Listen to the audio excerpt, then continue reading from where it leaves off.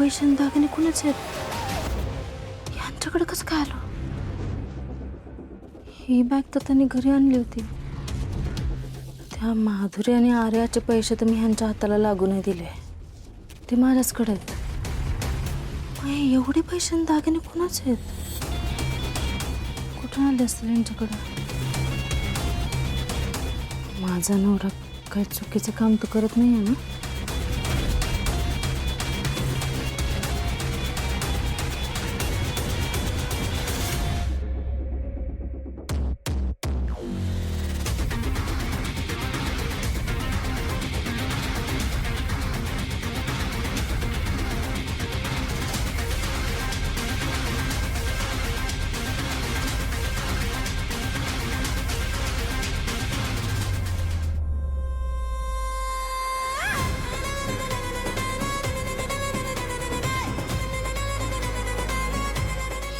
एवढे पैसे आणि दागिने नक्की काय करतात हे? सगळ्यांची खोटं का बोलतात? पैसे नाही, पैसे नाही. एवढं सगळं तर लपवून ठेवलंय.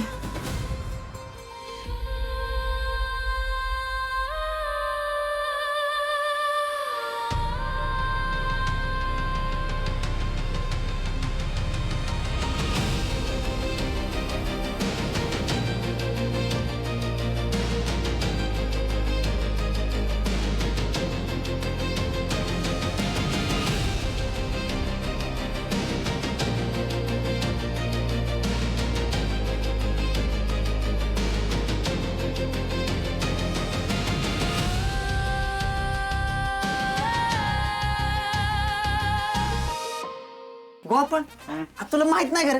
अरे सायकलवाली सांगती, ती म्हणते की माणसानं जर आराम केला नाही ना तर त्याचं आयुष्य 10 वर्षांनी कमी होतं. सायकलवाली कुणाला म्हणली? ए यार ते सायकलवाली नसतं का, सायकोलॉजी. हा तीच ती सांगती. हे बघ, आता आपण किती जगणार आहे हेच आपल्याला माहिती नाही. त्यातली 10 वर्ष कमी झाली हे कसं कळणार? ह्या जित्याला काही अक्कल नाही, उगाच बाडबाड करते. अरे कळू दे नाही तर नको कळू दे. इथं मुद्दा काय आहे? गोपाळने आता आराम केला पाहिजे. हा अरे तू माझ्याकडे बघ ना भाई, माझा आदर्श घे ना. मी सारखा आराम करत असतो. म्हणजे बघ, घरी आराम करतो, मग रिक्षात बसलो की आराम करतो, मग एखादं भाडं फिडा आलं की सोडून आलो मी परत आराम करतो. अरे अशामुळं तुझं लगीन होईना झाले. लग्न जाऊ नको तू. अरे डॉक्टर या या या डॉक्टर. काय होते तुम्हाला? डॉक्टर आई वाटत असलं तर ही नाही पेशंट, आपला गोपाळ आहे पेशंट. बसा बसा बस. एक काय होते तुम्हाला? वाईच कणकणी आली होती, पण आता जरा बरं वाटतंय. तसं तर काय वाटत नाहीये, पण फार काम केल्यामुळे दगदग झाली असेल. मी तुम्हाला काही गोळ्या लिहून देतो, त्या वेळेवर घ्या. काय फालतू टाइमपास चाललाय यांचा. मी इथून कधी जातो असं झालंय. अरे जा ना लवकर. त्या गोळ्या लिहून दिल्या, त्या वेळेवर घ्या. माझी फीज फी आप्पा. या घरामध्ये फी देणार एकच व्यक्तिमत्व आहे, आमचे आप्पा. या या या. बरं ऐका की पोरांना, मी काय म्हणतो, मी जरा आराम करतो, तुम्ही जाताना दार बंद करा. बरोबर चालते चल रे. चला येतो बाप्पा, आराम कर. काळजी घे. चले.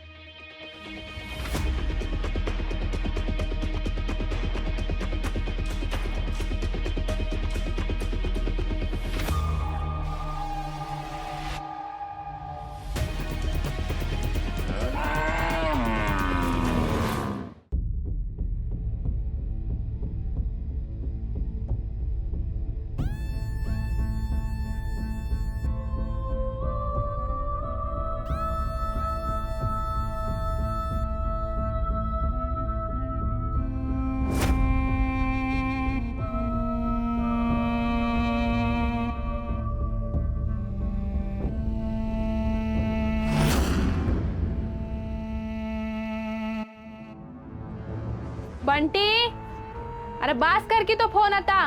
अभ्यास केला का? मम्मी 5 मिनिटं.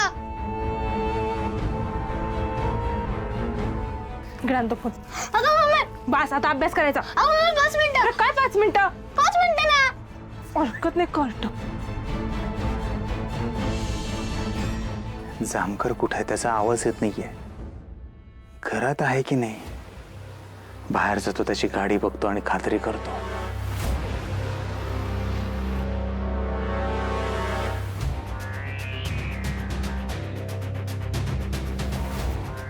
जामकरचा घरी आवाज येत नव्हता, गाडी पण नाहीये, म्हणजे 100% जामकर त्याच्या घरी नाहीये.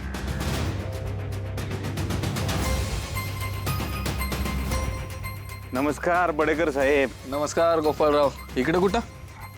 आलतो जरा जामकर साहेबाकडे. जामकर साहेब आहेत का? नाही, साहेब तर नाहीत घरी. अरे जरा महत्वाचं काम होतं त्यांच्याकडे. आता साहेब नाहीत घरी, पोलीस स्टेशनला गेले असतील. बरं, साखे दादाला भेटायचं, भेटू का?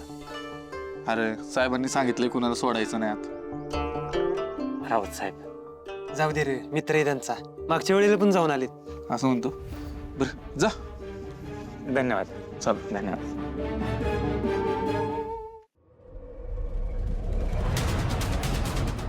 एवढे दागिने आणि पैसे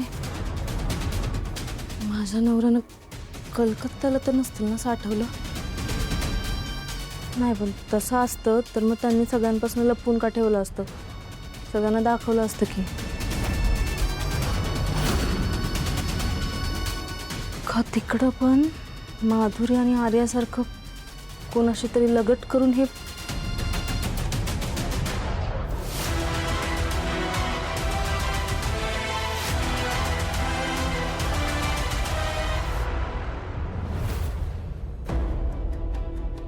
घरातून बाहेर पडलात तर तुम्ही, म्हणजे आजारपणाचं नाटकच करत होतात माझ्याशी.